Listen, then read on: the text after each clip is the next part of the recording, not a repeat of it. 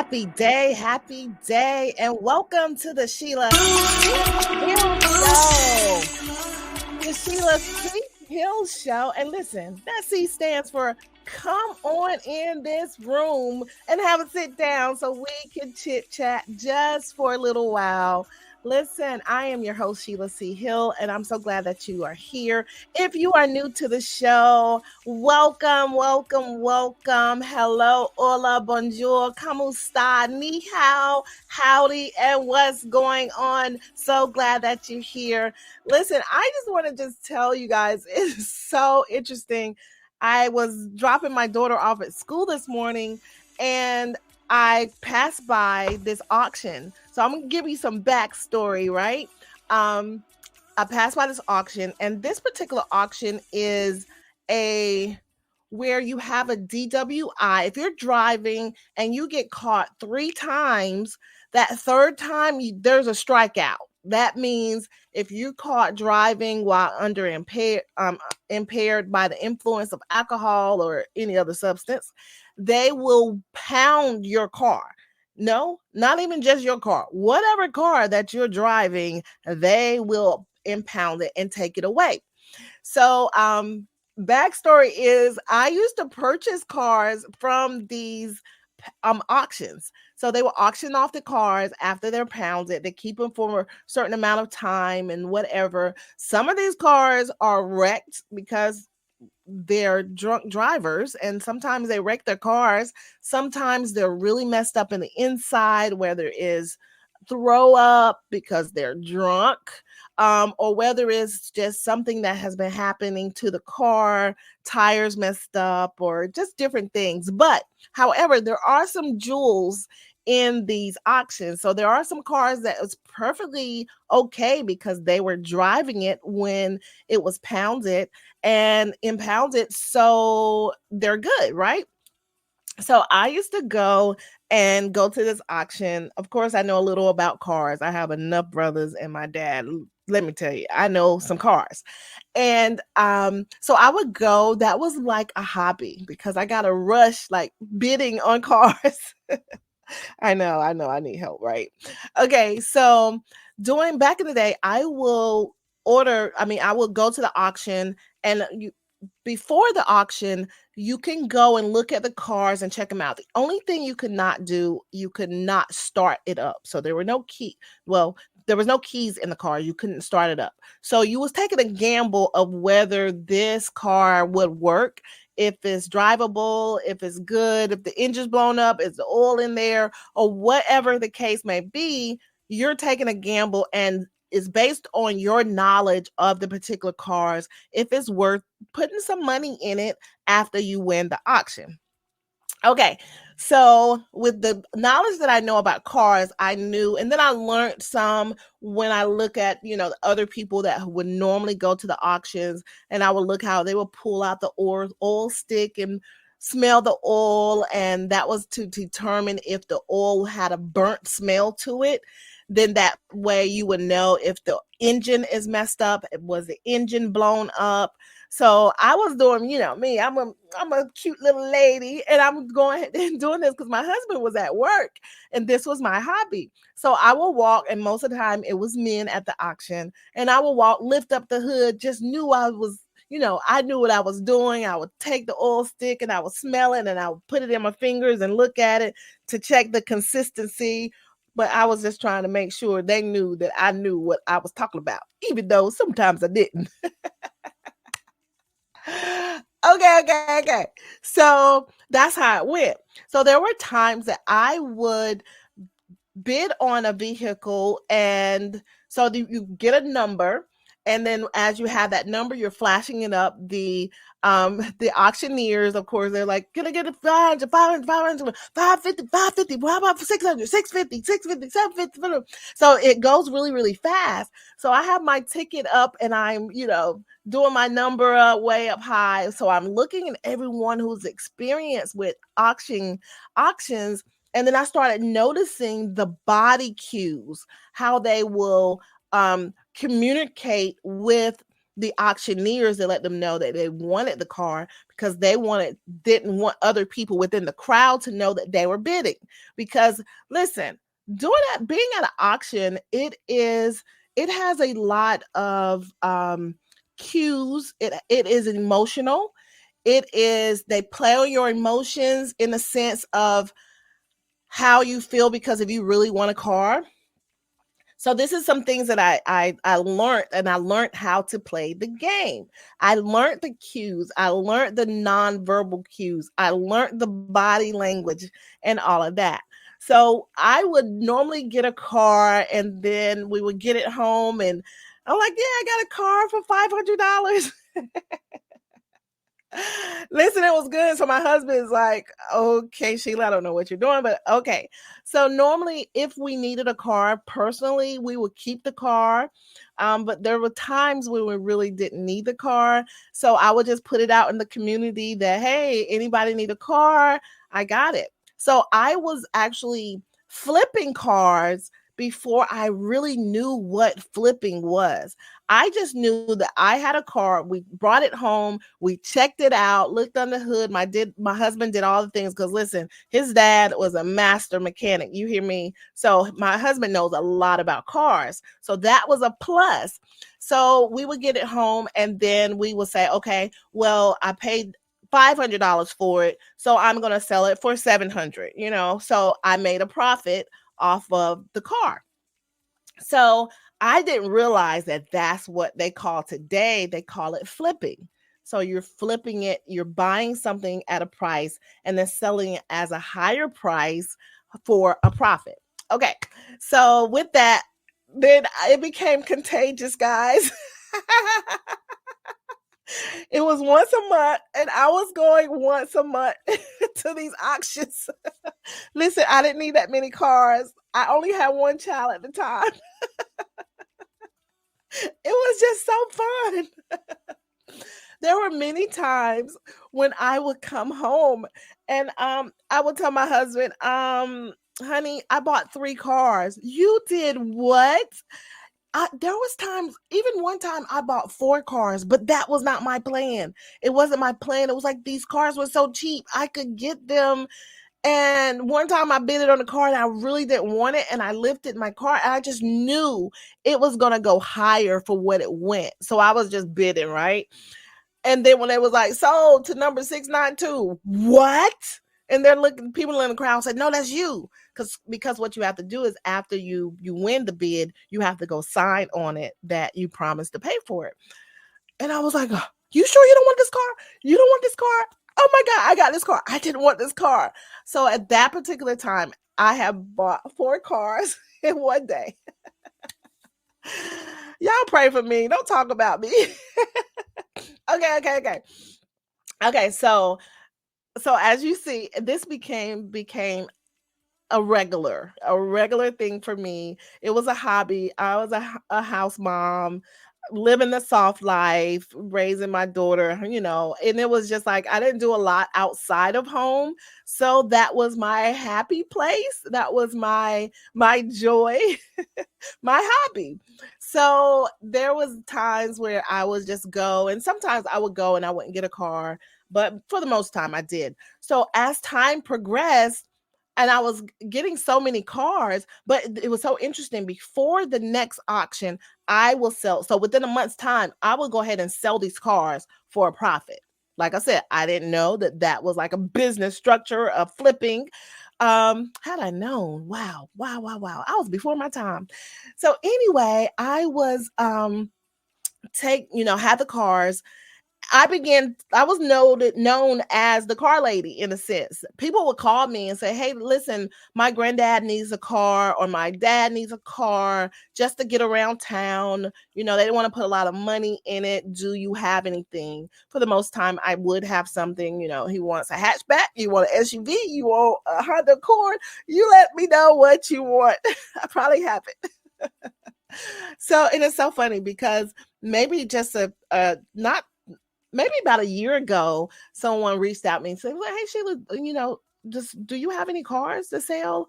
Or do you know where I can get a car? So I began to be the resource for cars locally. And that's so interesting. But it was fun. It was fun. Okay, so recently I went to an auction. I passed by and they had just finished oxygen. Oxygen? Is that oxygen like in your breath? That's the wrong word. Auctioning. So and it just brought back all these memories. So one particular memory in mind, remember I mentioned that you it is a lot of nonverbal. It is a game when you're auctioning at an auction. It is a game. It is subtle cues. It is you have to play the game if you want to be successful in this arena. So one particular time there was and this is what I had to do. I had to have a price in my head. This was my game plan. I had to have a price in my head of what I wanted to spend on that when I would go to the auction, right? So I was like, okay, I'm not going to spend X amount of dollars. So I knew that was my cap and that was my play money, what I was going to work with. So this particular time, I had went and looked on the lot. I really didn't really see anything. So it wasn't until it was at the last row, the last car on the last row. So prior to the auctioneers coming, because they would be in a truck and have the speaker going once, going twice, sold. And so before they would get to the vehicle, I was looking at this one. It was a van, and it was a Chrysler van. It was green with leather seats, gray seats inside, and with the sliding door and all this. And I said, this might be something good. Now, when I looked at the car, I checked it out, looked under the hood, everything checked out. Then when I opened the door to look in, the light came on. And if you don't know the significance of that, if you're at an auction and the light comes on, that is a good sign. So that means that the battery works, right? So, and if the battery works, then it's more than likely that this car runs. It can start, because a lot of these cars don't start. You have to get them a jump because they've been sitting for a while. The battery is dead or for whatever reason. So that was a really great sign. So all of the other signs, I went and checked the exterior of it, looking in the hood interior. Of course, I pulled out an oil stick and checked it out, sniffed it, smelled it, and all the other stuff, trying to look professional. So before the auctioneers, there was like a few cars down. Before the auctioneers got to the van, there was this couple. They were checking the van out. So the wife was sitting in the driver's seat. Now, mind you, people are still looking at this van, but what did that state? What message did she try to get across? When she sat in that driver's seat and didn't move, she was sitting there claiming it as if it was hers, possession. So that's a piece of that mental piece of when you're at an auction, because it's just like, oh, this is mine. I'm sitting in it and no one else is getting it. So I was like, okay, excuse me, ma'am. Can I go look to, because I want to look at the mileage and everything. Can I get here? Like, what is you doing? Like, move. So she moved, but she didn't move far from the van. So her and her husband was doing like talking about what they want to, I guess what they're going to bid for the van. So I said, oh, okay. And then after I checked it out, I was like, yep, this van is mine. Name it, claim it, it's yours, right? So with that, they were, still doing their nonverbal cues as if this is going to be our vehicle. Now, granted, I'm by myself. My husband is not there. So I seem to be like the underdog. I'm a female at this predominantly male auction. And then I don't have what people think that I would need my husband there to validate my decisions. Okay, so when the auction comes, you cannot be in the vehicle. So they had to get out of the vehicle, close the doors, but they stood right there by the door, still staking their claim. However, I staked my claim in my mind, and I said, this is mine. I said this is going to be mine, and I'm not going to pay over an X amount of dollars, right, for it. So it came to the point, everyone is bidding on this van. This is, like I said, this is the last vehicle of the day, auction it off. And as the bid began, I bid, several other people bid, so it was a lot of people bidding. So as it got, the price got higher and higher. I remember I still had the price in my head, what it was not going to. So as it got higher and higher, everyone started backing off, no longer bidding, and then it was just me and the couple. We're bidding, going back and forth. Now, with me, I was very subtle in my bidding. I had my card. Let me see if I have a little piece of paper. I have my little card, and I'm just like this, you know. A lot of times you can just sort of nod your head, look at the auctioneer, nod your head, flip your card. It's a whole game. It's so fun. So I'm bidding, and I know it's just only myself and the other couple. So I'm still just, my body is real still, and I've learned all the techniques of bidding and everything, instead of saying, yeah, because some people do that to intimidate you. 500, 1,000. And it's just like, you don't have to do all that. Just put your number up. What is you doing? Okay. So I was doing this, and I was, bidding. So they was whispering, and that's a sign of intimidation, because there's like they're planning to against me, in the sense to get this, but I know the psychological piece of that, and I know that you all have already talked, and you know what your number is, and you know what you're not going to go up, but I know that you're using that as a technique, in a sense, for me to back up. But now remember, I said, this is my vehicle. So when it comes to the auction, and so when I just was not budging, my disposition was just professional, and I just kept with my little paper, boom. I'm just like, I'm not budging. This is my vehicle. So by the time I'm doing that, and they look at each other and they nod their heads like they're done. So when the auctioneer looks at me, I throw my number up, and they were like, going once, going twice, da da da da da. Sold to number 676. Okay, let me go up here and sign my name, because I told you this was my vehicle, right?